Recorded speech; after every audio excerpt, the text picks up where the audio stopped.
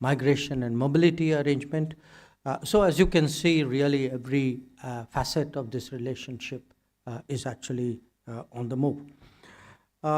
Today, amongst other things, we also discussed, highlighted the importance of moving on the Comprehensive Economic Cooperation Agreement, the CECA negotiations.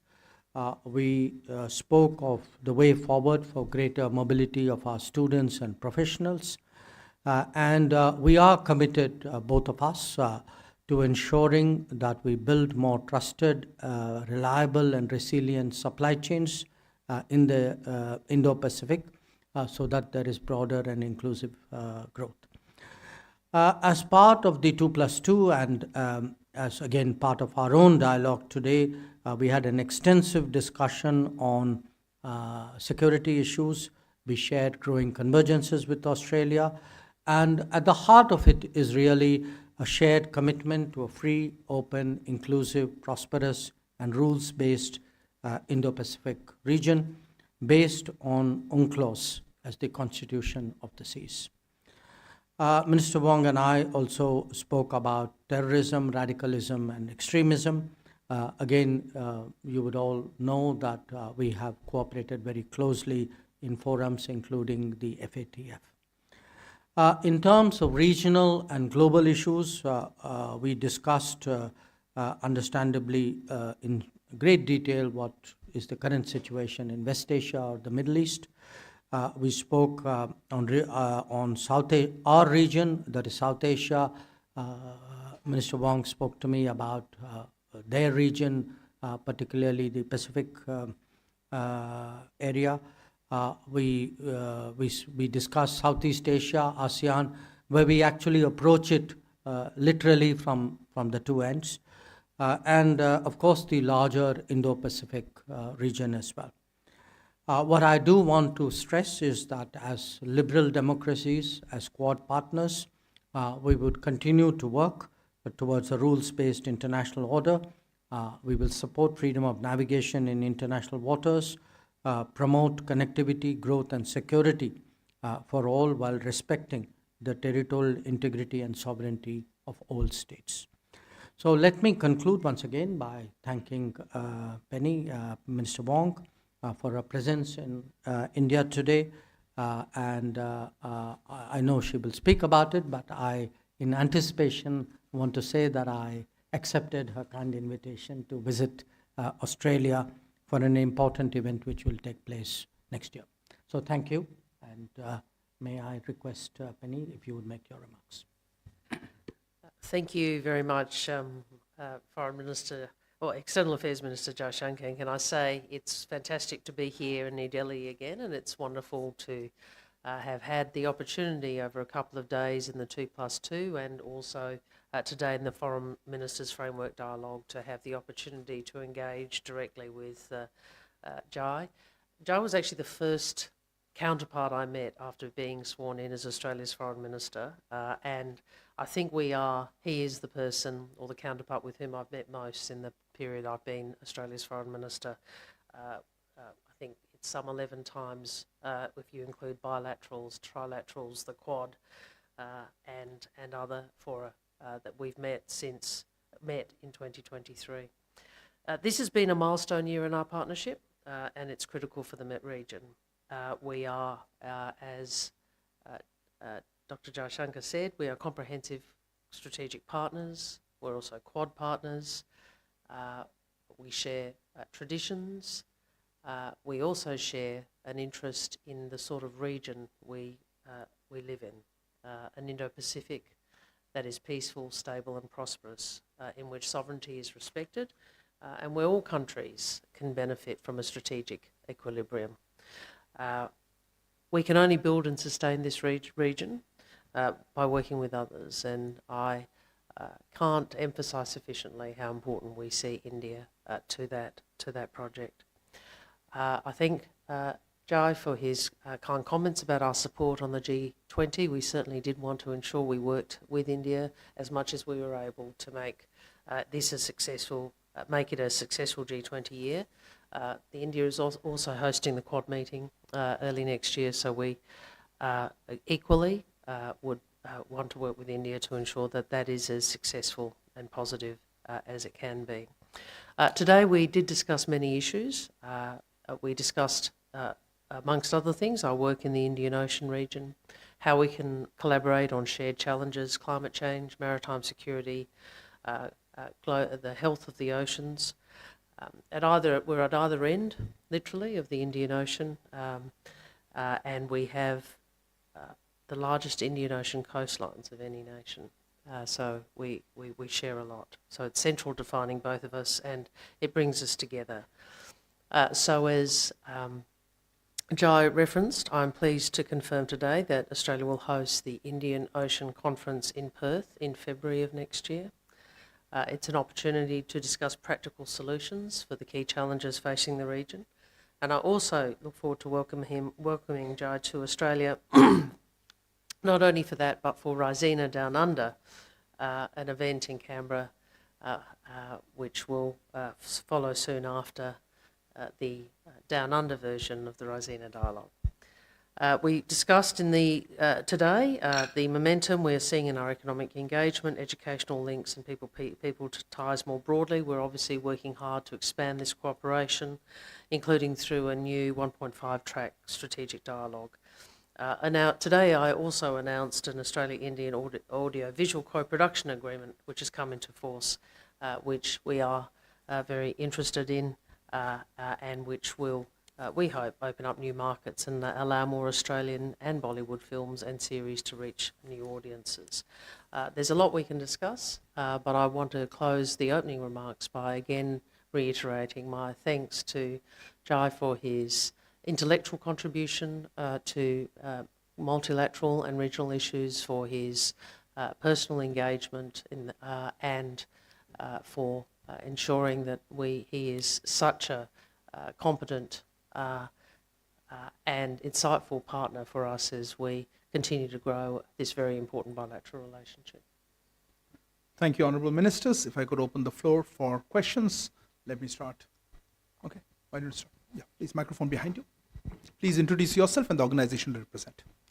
Hello, Ministers. This is Rishabh from Times. Now, my question is to External Affairs Minister Dr. S. Jaishankar.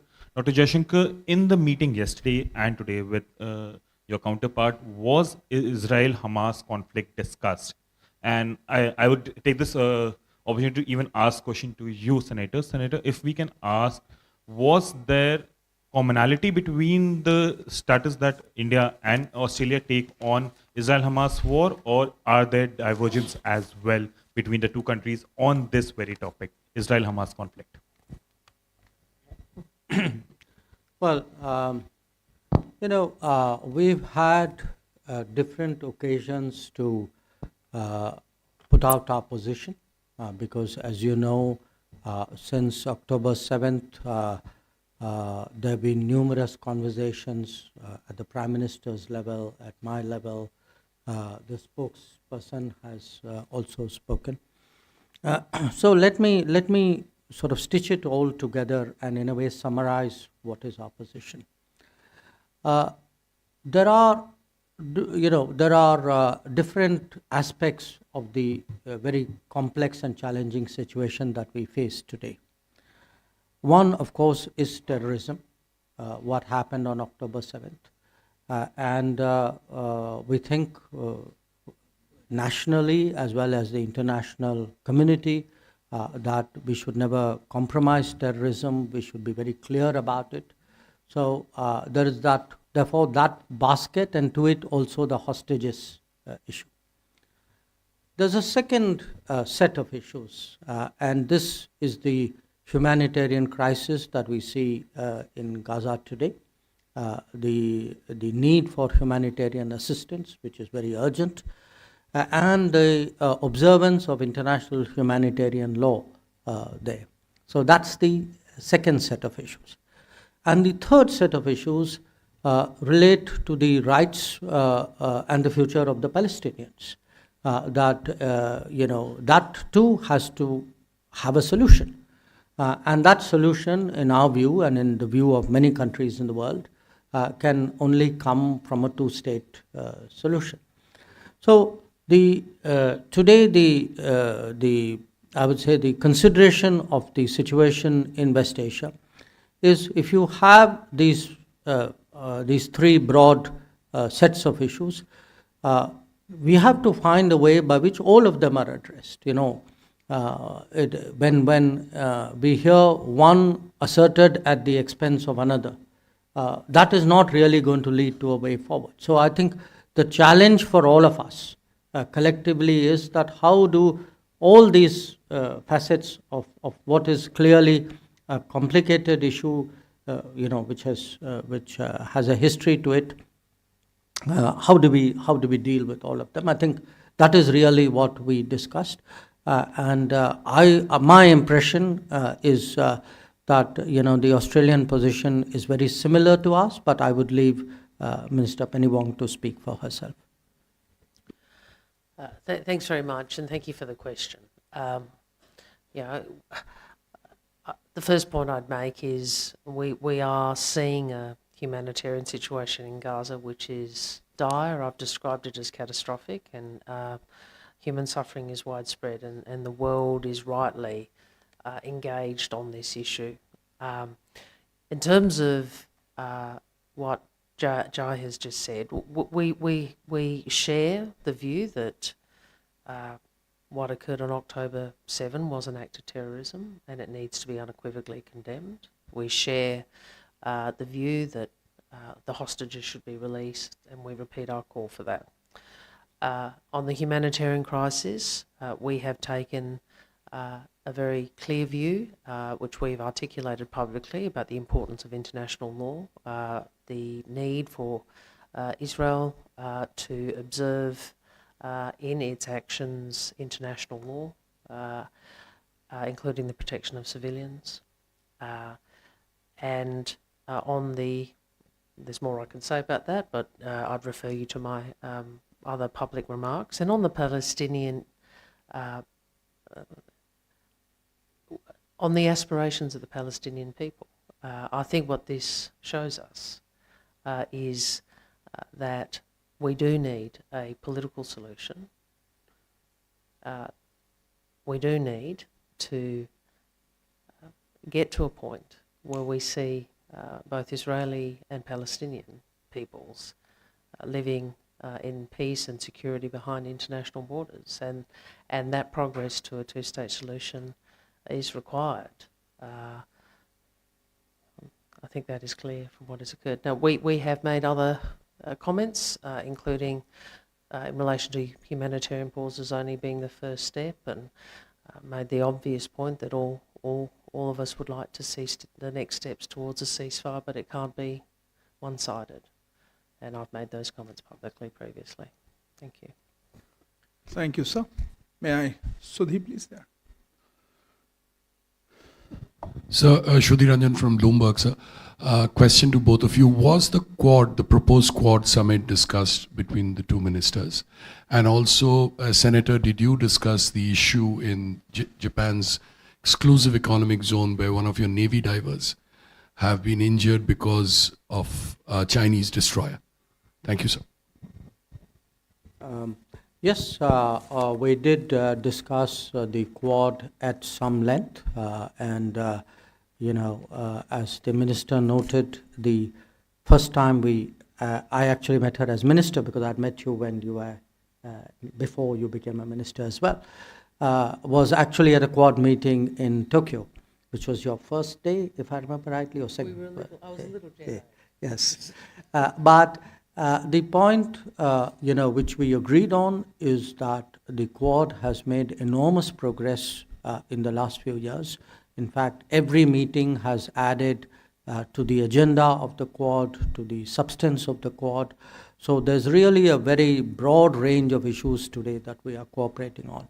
But that said, there is a natural inclination to push the envelope, to find new convergences, to explore fresh areas of cooperation. And a lot of our conversation today, because we are preparing really for a Quad meeting sometime early next year, and our discussions really centered around what more could we do to add to the Quad. I think we had some ideas between us, which you'll of course see in due course when the Quad meets. Well, thank you. Look, we do regard one of the important components or aspects of our partnership with India is obviously our partnership in the context of the Quad, and rightly that it occupied a fair degree of our discussion, as Dr. Jaishankar has outlined, and we look forward to the next meeting, and we look forward to the Quad's continued contribution to the region we want to live in and to the betterment of the peoples of the region. In relation to the incident to which you refer, I'd make a few points. The first is that the safety and well-being of Australian Defence personnel is our utmost priority. The second point I'd make is to again reiterate that we have raised our serious concerns with the Chinese authorities following what was we regard as unsafe and unprofessional interaction with the PLA Navy destroyer. I would again make the point that these events occurred within Japan's EEZ and in international waters, and Australia's principal position is that we expect all countries, including ourselves, to operate militaries in a safe and a professional manner. Thank you. Yashi, please. Yeah. Microphone to Yashi.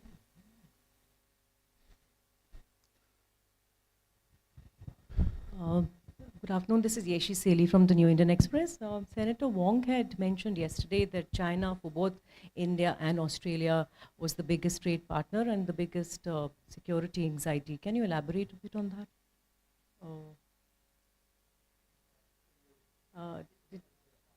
And security, and caused security anxiety also. I'm not sure I used the phrase anxiety, but that's okay. Look, I think one of the things we do share is, you know, we are both countries in a region. Obviously, India is substantially larger than we are.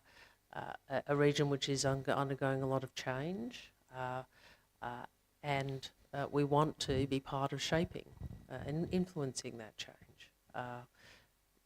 We use the phrase peaceful, stable and prosperous Indo-Pacific. I think Jai has a slightly different formulation, but they essentially are the same objective. We also recognise that, you know, China's importance and place in the region and globally, and we continue to engage with China. Certainly, we both have very substantive economic relationship with China, and China is a country with whom we will continue to engage.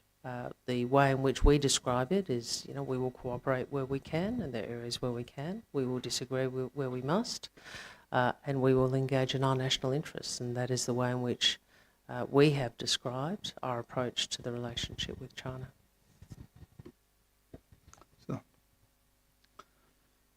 My question is to Foreign Minister Jaishankar. Sir, was a diplomatic standoff between India and Canada discussed? Well, I don't know if that's the word I would use, but did we discuss the issues between India and Canada? Yes, I spoke about it to Minister Wong, and as you know, Australia has a good, strong, close relationship with both of us.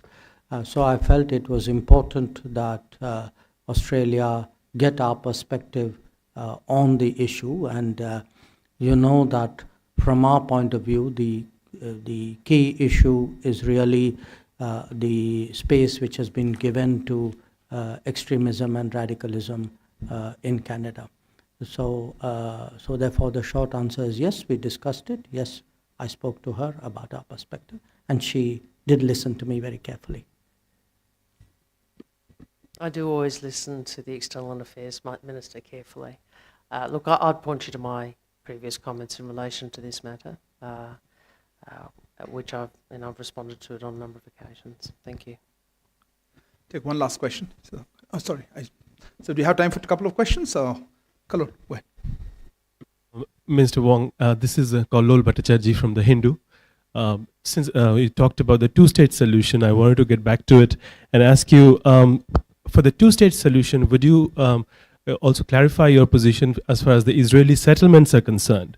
Or what's really Australian position on the Israeli settlements that are eroding the Palestinian territory over the years?